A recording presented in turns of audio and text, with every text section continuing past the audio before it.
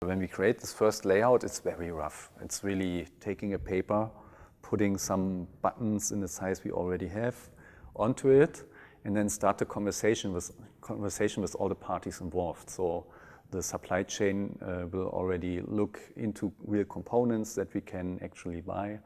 The mechanical engineers start to think about it. And there's a strong communication between user experience designers and industrial designers starting.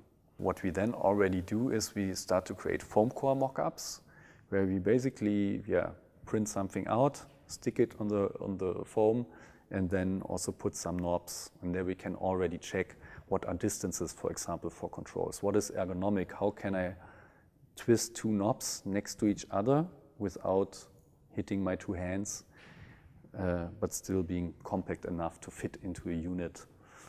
These are things that you can already check with this basic setup. It's also great to give it into the hand of people. So not only that you check it for yourself, but you can already start a discussion. You have something where people can imagine workflows. They can imagine how would this fit into my studio, for example.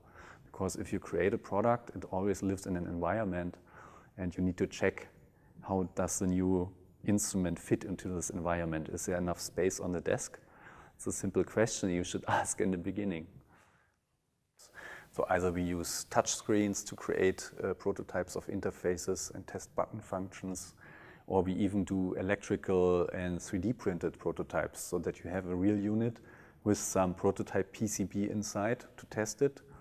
And in the end of the industrial design process, we actually do a high fidelity ID mockup. So we take quite a lot of money to create one prototype that looks exactly like the final product.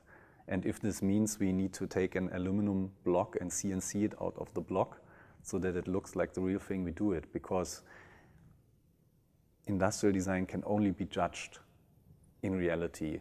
No rendering will ever tell you all the details you need to know.